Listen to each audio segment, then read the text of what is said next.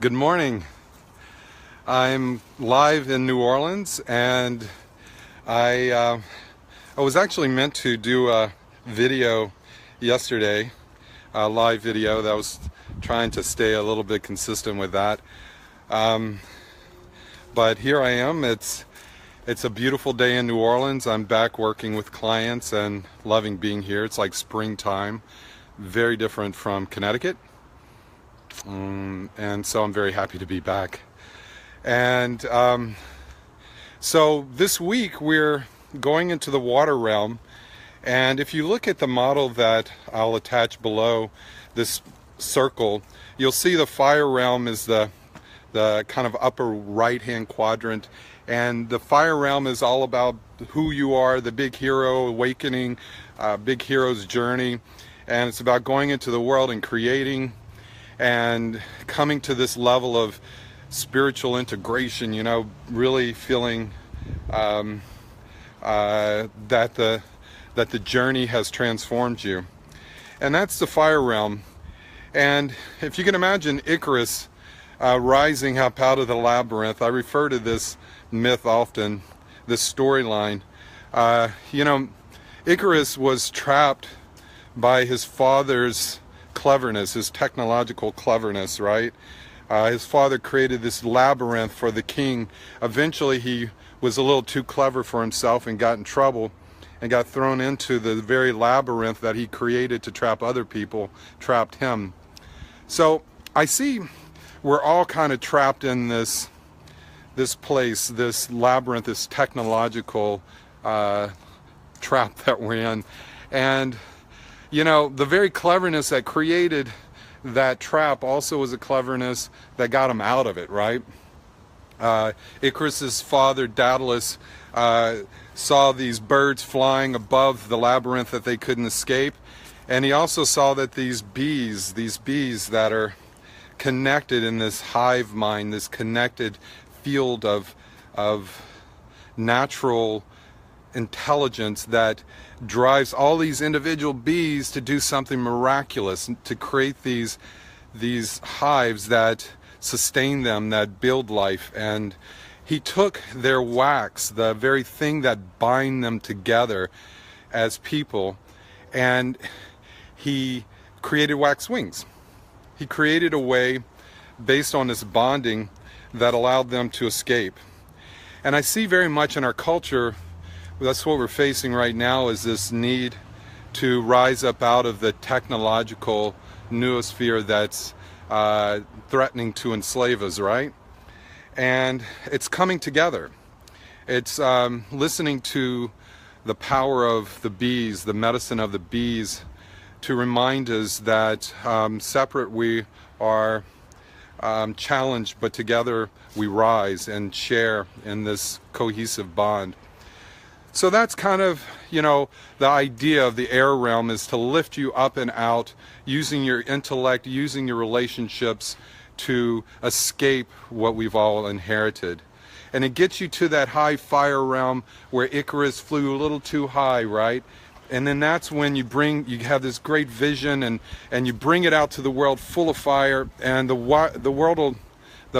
fire of the world will just burn away all that's not true about whatever it is that these wax wings are made of. But that's a beautiful thing. As Icarus dives into the water, there's a release. There's a letting go of this egoic push to create, to attain this spiritual enlightenment, to find this place of peace and harmony in the world. As an egoic journey, an ego's journey. The fire realm is all about future and ego. But at some point, and all of the striving that we do, we're called back in, I should say, we're called back into the healing waters, the emotional depths. At some point, we all look at our lives and say, why am I doing this? Why am I compelled to do all of this in the world? Why can't I just go to Fiji Islands and live with coconuts? So Diving into the water, you can imagine Icarus diving into the water, right? And the first thing he's going to see is his own reflection before he dives below the surface.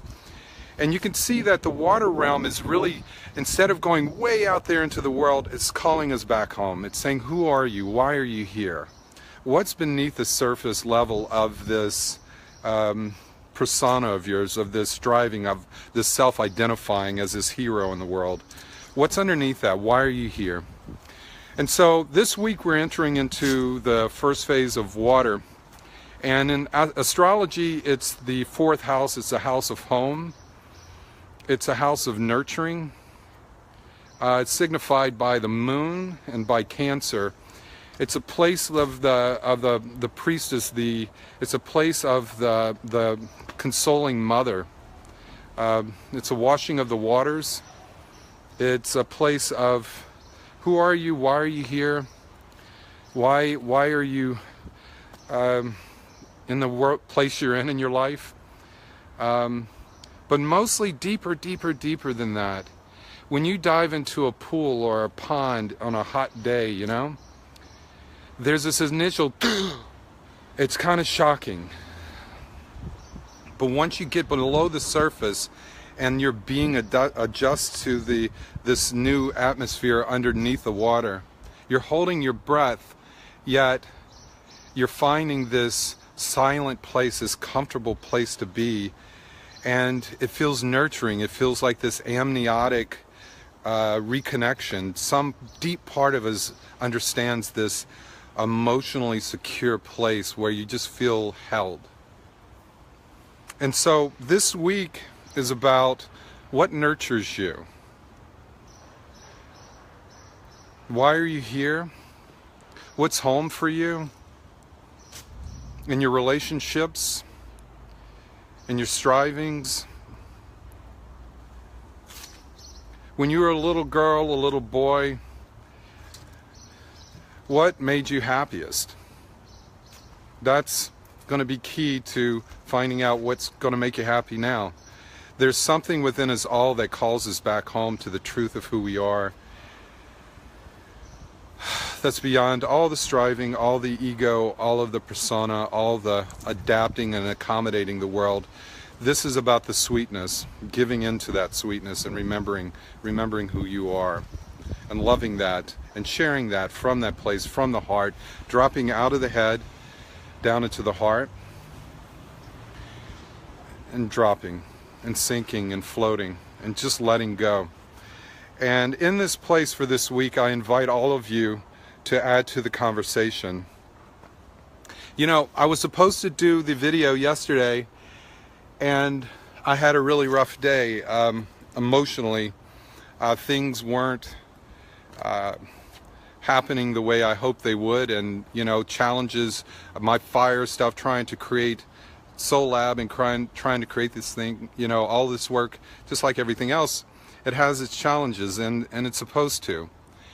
And the immediate response I had was reaction. I, you know, had an emotional reaction to some news, and I went into this sort of, I don't know, self-pity or you know, could have been fear, it could have been a lot of things, but it hurt. I felt a little lost. I felt a bit wounded. I felt emotional. In the middle of all this fire, to create, to make something integrative that I could share, this comes up like it does for all of us.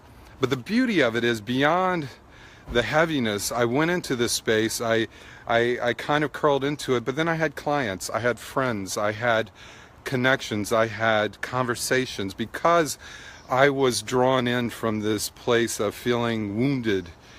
It opened me up to being human. It opened me up to needing to connect with others on a soulful level, not just as somebody holding space for another person, but as somebody saying, you got a little space for me, because I need a little help here, I need a little hug, you know, I need a little love. And that drop me below the surface of my own persona, my own need to present myself in a way that is effective, in a way that's going to make a change in the world. This said, oh, why? You know, what's happening inside of here? Am I home? Is this home? Why doesn't it feel right what it is? So, you know, that negative emotion could have had me spiraling out. But rather, I opened myself up to others because of it, and that was the beginning of the water section. I mean, everything seems so synchronistic, right? And so the water section is really, first phase of water, again, is about what nurtures you, what's home for you, where's your truth? Are you surrounded by your truth? Are you surrounded by those that can hold your truth and hug your truth? This is a question that the water realm holds for us. So this is what we're talking about in the water realm. And I invite your conversations, I invite your insights, I invite you to come from the heart to talk around this place, to go beyond truisms and philosophies and talking at each other, and sinking down into a place of sharing with your brothers and sisters, your peers, in a way that is heartfelt, in a way that allows us all to feel more at home. When my friends came back to me and they gave me these great words, it was remarkable.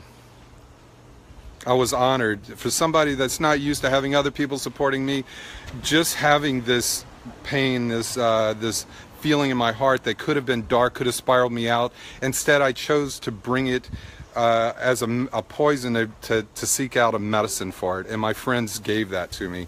And so I hope in this group that we all feel comfortable bringing our true self out, our vulnerability out, and all that entails, so that we can grow and we can be real from that place. I think this time that we're entering into demands a level of authenticity that drops these specious facades that say, you know, we're more than human. We're above being human. We're not above being human. This is a high level of spiritual attainment. Not every spirit can do this, but we're here. We made it. We're alive. We're feeling. We're sensing. We're thinking. And all of it's beautiful. We are spirits embodied, and it's a beautiful thing. So in this water realm, first week, when you're feeling nurtured, share something nurturing on the Soul Lab group. I invite you to come from your heart. Next week we'll go deeper. We'll get into that scorpionic realm where it gets a little less soft and fuzzy and happy, and go a little bit deeper into transformation, death and rebirth, and, you know, sinking a little bit deeper where the dark things are swimming in there. But for this week, sweetness. Just float in it and enjoy it. And thank you guys so much for making this such an incredible experience. So far it's been way beyond my expectations, and I'm just very excited. I love you guys, and I'm going to stop this now, and I'll do a guided journey. It looks like a client showed up. My timing is impeccable. So enjoy your day, and I think it looks like it'll probably be later on today. I'm going to look for a guided journey called Inner Smile. It's a Taoist technique that is a powerful way to instantly, I mean like that, bring all of your emotions back into harmony. The organs hold our emotions from a Taoist perspective, from a Chinese medicine perspective. This inner smile work is a daily thing that you can do to reboot yourself, bring yourself back into harmony like that, using the imagination, using the breath, and using movement. So look forward to that. I'll pull it in between clients, and I'm here in New Orleans again and seeing clients all day, so I'm getting it in where I can. Love you guys. Thank you so much for being a part of this. I honor you all so much, and I'm extraordinarily grateful for all that you add to this group. This is what makes it beautiful, is all the sharing that you guys have been doing. So I thank you. Bye guys.